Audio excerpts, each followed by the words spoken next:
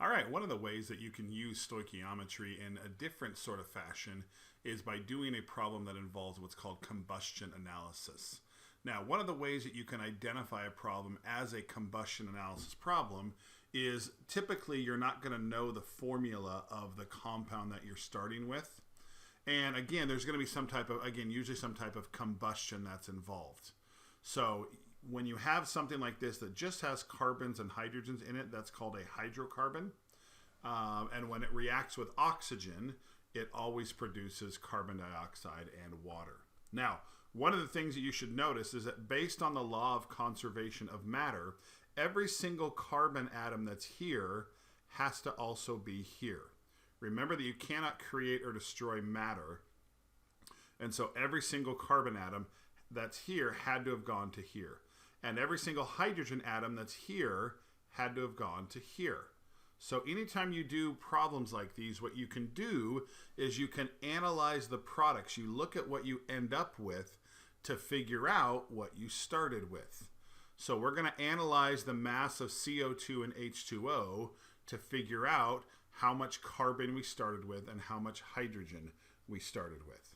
So what we're going to do is, number one, we're going to use the mass of CO2 to determine the moles and mass of carbon in CO2, which we will relate back to that CXHY.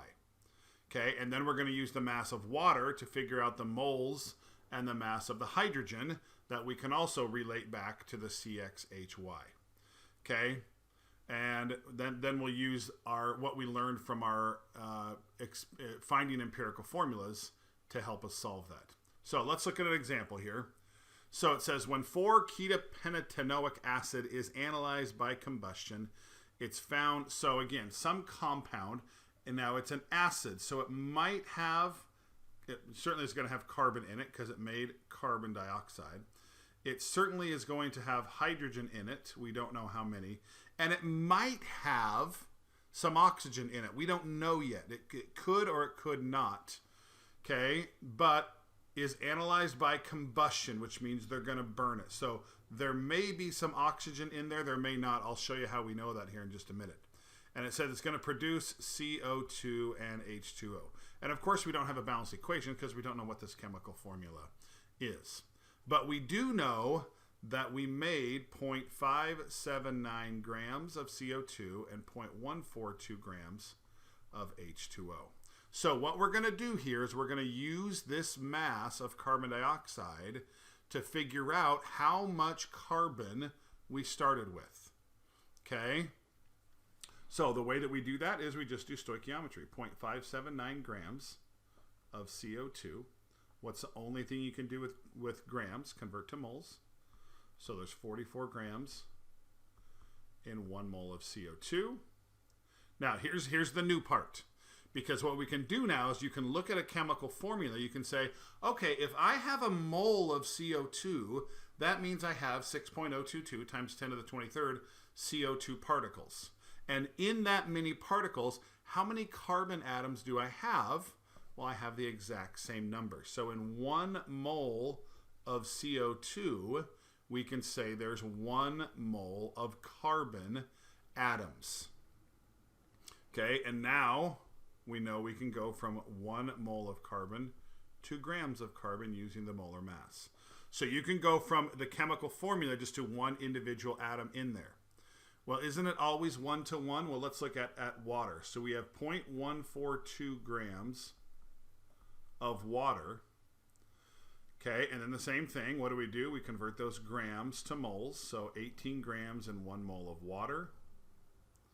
Okay, now in 1 mole of water, there are, so again, if I have a mole of water molecules, how many hydrogen atoms do I have? Well, every particle has 2 hydrogens. So a mole of water is going to have 2 moles of hydrogen atoms. And then our last step, 1 mole of H has a mass of 1 gram. Okay? And so now, and again, that step right here, this step right here with the water, that's where students make mistakes, is they forget to put that 2 there. Because in CO2, you just put 1 carbon. But with water, you do have to put the 2 hydrogens because there's 2 hydrogen atoms in 1 particle of H2O. So now we're going to go 0.579 divided by 44. I'm doing this top one here. 0.579 divided by 44 times 1 divided by 1 and then times 12 equals 0.158 grams of carbon with the way that I rounded it. And then for hydrogen, we're going to go 0.142 divided by 18 times 2. And see how if you forget that 2, boy, it changes everything. 0.016 grams of hydrogen. Now, remember at the beginning I said it definitely contains carbon because, again, our products are CO2 and H2O. It definitely contains hydrogen, and it might contain oxygen because maybe this oxygen here and this oxygen here all came from that oxygen there. Maybe it didn't. How do I know? Well, they told us it's a 0.3000 gram sample of this acid. So if I started with this many grams and I end up with this much carbon and this much hydrogen, if those two add up to the 0.3000, then there's nothing else in that compound. If they don't add up to that though, then there has to be something else in there. And again, since the products are only CO2 and H2O, the only other element it could be is oxygen. Okay? So I'm going to take 0.3000 and I'm going to subtract the mass of the carbon, the 0.158, and subtract the hydrogen, 0.016. So 0.3000 minus 0.158 minus 0.016 equals, does not equal 0. That's the important part. Equals 0.126. So that means we have 0.126 grams of oxygen. Because again, our 2 products only contain 3 elements: carbon, oxygen, and hydrogen. So there's nothing else that could be here other than possibly oxygen. So if we've already accounted for the carbon, we've already accounted for the hydrogen, now we're accounting for, well, what's the mass that's missing? It must involve oxygen. Okay? So our 3 masses, I'm going to kind of erase this just to give myself some more space. So we've got 0.158 grams of carbon. So 0.158 grams of carbon. Okay, now I can erase that. Hydrogen, I have 0.016. So I have 0.016 grams of hydrogen, and we have 0.126 grams of oxygen. Okay, now the next step, once we know all of the masses, now it's just one of the, like the airplane assignment problems, percent to mass, mass to moles, divide by small times tell whole. They're already in masses, so we don't have to do the first step. So the first thing we have to do is convert to moles. So there's 12 grams in 1 mole of carbon. There's 1 gram in 1 mole of hydrogen. And there's 16 grams in 1 mole of oxygen. Okay, so 0.158 divided by 12 equals 0.0132 moles of carbon. Let's see, hydrogen is 0.016 moles of hydrogen, and oxygen is 0.126 divided by 16 equals 0.0079 moles of oxygen.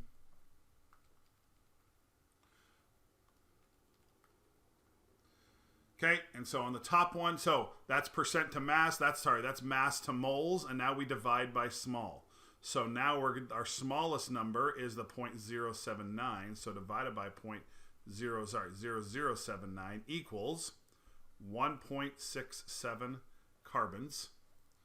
0.016 divided by 0.0079 equals 2 hydrogens, and then 1 oxygen. And now our final step here is if one of the numbers or multiple numbers are not close to whole numbers, like this one was like 2.02, that's close enough to 2, but this was 1.67. So remember, you're either going to multiply by 2, 3, or 4 to get to a whole number. So if it ends in 0.33 or 0.67, then remember you got to multiply everything by 3. Okay, so 1.67 times 3 is equal to 5. Obviously 2 times 3 is 6, and then 3 oxygens. So your empirical formula is C5H6O3. Okay, and yes, all of that work just to get that one chemical formula there. Okay, and that is a good introduction there to combustion analysis. They do sometimes do multiple choice questions with these. Obviously, the math is much, much easier than this when they do that. But again, just remember, anytime they give you a chemical formula of some crazy thing that, like, how would I know the formula of that? It's probably going to be some type of combustion analysis type problem.